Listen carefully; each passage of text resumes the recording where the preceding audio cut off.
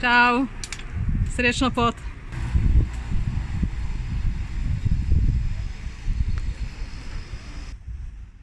Dobro jutro, en lep kolesarski pozdrav z Malte. Danes se bom zapeljal en krog z električnim kolesom po tem čudovitem sredozemskem otoku. Največji izziv zame bo vožnja po levi, vse ostalo pa mislim, da ne bo kakšnih večjih težav. Zaenkrat je prijetno sončno vreme, približno 29 stopinj Celzija, čez dan pa se bo segrelo tam nekje do 31 ali pa 32 stopinj.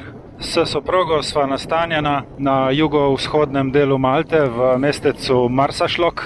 Jaz pa sem se zdaj odpravil ob obali v smeri Uringa kazalca okrog otoka Malta. Po nekaj kilometrih sem hitro prispel do kraja Birzebuga na jugovzhodni strani otoka, kjer se nahaja 11. največji ladijski terminal v Evropi.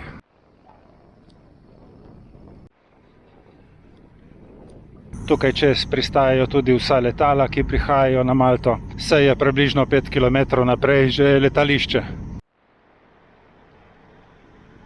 Malta je precej majhen otok, 30 km ima po dolžini in 15 po širini, tako da načeloma ne bi smel biti noben problem, da jo prekolovratim po dolgem in počez. Govorim namreč o glavnem otoku Malta. Malo bolj severozahodno je še manjši otoček Gozo in pa nenaseljeni Comino, ampak Malta ima vsega skupaj 400 tisoč prebivalcev, se pravi za eno dobro Ljubljano. Večji problem znajo biti ozke in prometne ceste in pa seveda ta avgustovska vročina. Meni je bilo sicer takoj jasno, da je tle na Malti kakšnega hudega kolesarjenja ne bo, ampak vseeno mi je pa uspelo dobiti eno kolo za izposojo, tako da sem super zadovoljen. Kolesa v Marsaxlokk ni bilo tako enostavno dobiti. Na koncu mi je le uspelo, tako da so mi iz firme EcoBikes Malta dostavili električno kolo v Marsaxlokk in sicer na zadnji dan, kar sem na Malti.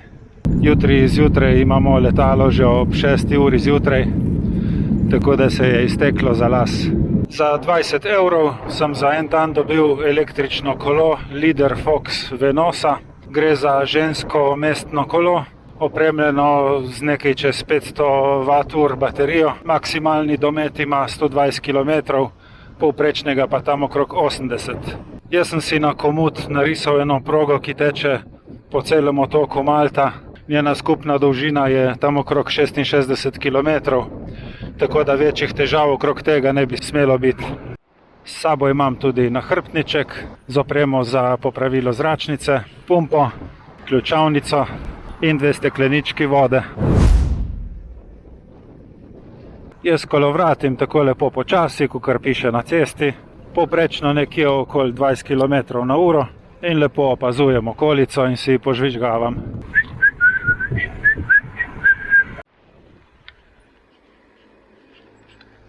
Tukaj sem pa že na razgledni točki za Blue Grotto, modra jama.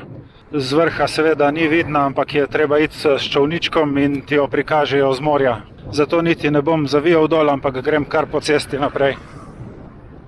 Tukaj pa se že peljem mimo najbolj slavnega arheološkega najdišča, Hagar Qim, kjer so našli ostanke izpred več tisoč let pred našim štetjem. Tako kakor pri nas navadno grmovje, tukaj vse povsod ob cesti rastejo opuncije, sadeži so užitni in kadar so zreli, so tudi zelo okusni.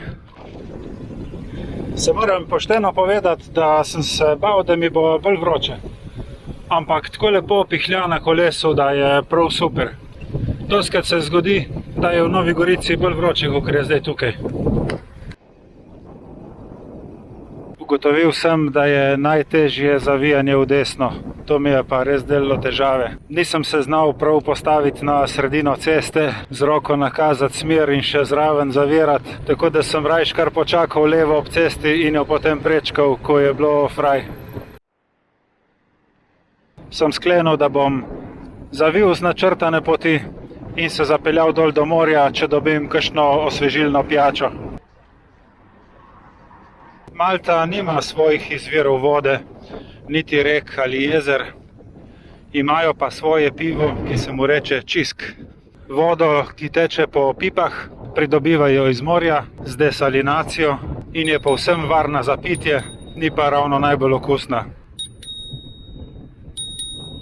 Tako, in v tem lepem ambientu si bom jaz tukaj privoščil en košček pice. €20. Po enem kosu pice sem pa pripravljen, da grem v vzpone, in sicer na najvišjo točko Malte, ki je nekje na 253 metrih nadmorske višine. Malta je drugače precej ravna, nima nekih klancev, tako da bom izkoristil tisto, kar je pač na voljo. Glede na to pa, da je EcoBikes Malta imel cel teden zasedena kolesa in da sem čakal do sobote nanj, se res sprašujem, kje so vsi tej kolesari, ker danes nisem še nobenega srečal.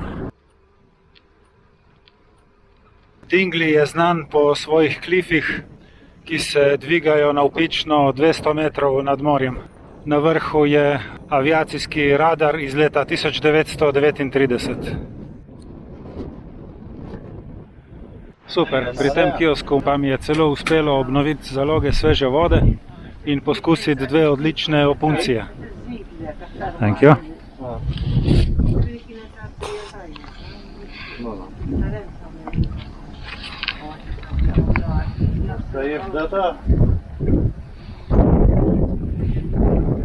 Thank you.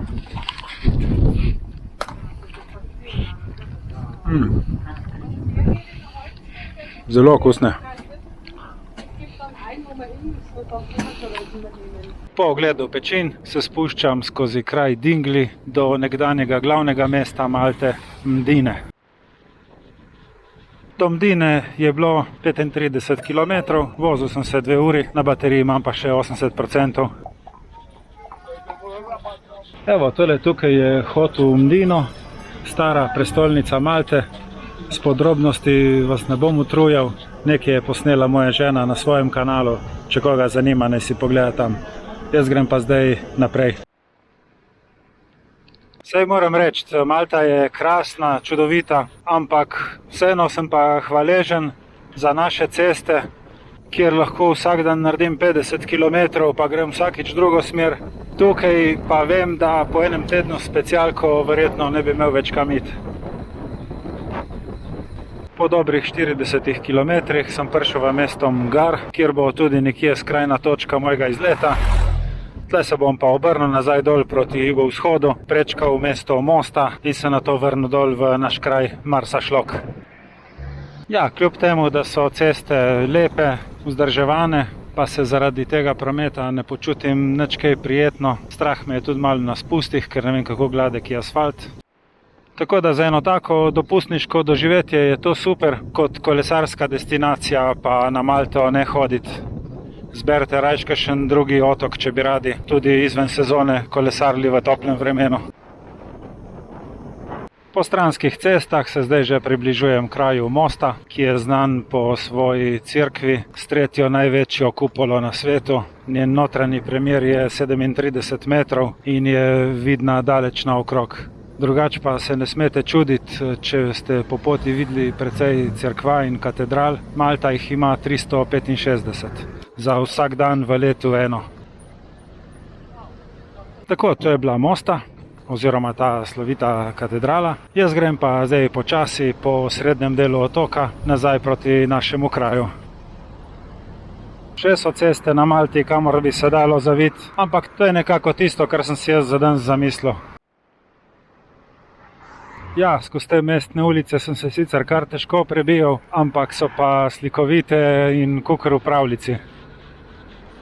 Mislim, peljal sem se celo ob starem rimskem akvaduktu, ki je speljan sred mesta, oziroma so mesto zgradili okrog njega in ga pustili nedotaknjenega. Kar nekaj časa sem se prebival čez tista naselja. Problem je bil, ker sem vozil v obratno smer, kakor je bil narisal komut, kar me je seveda privedlo v en kup enosmernih ulic, po katerih nisem mogel voziti. Ampak zdaj sem spet zunaj, izven mest, skozi vasi in na poti proti apartmaju. Sem prepričan, da bo to lepo videti tudi na Stravi, kako sem lutal, ampak sej itak ta dosežek nikamor ne šteje, ker sem z električnim kolesom. Spet sem v Marsašloku in na tem mestu lahko priznam, da se nisem naučil zavijati v desno. Enostavno, kadar je na cesti promet, postaviti se na sredino in zaviti, zame je to cela štala. Ne vem, če bom kdaj osvojil, ampak ok, nekako sem zvozil. Tukaj na tej točki bi jaz ta svoj čudoviti izlet zaključil. Link od Strave je od spodaj v opisu videa. Če vas je zagrablo, pejte še vi malo na kolo. Hvala za pozornost in se vidimo prihodnjič.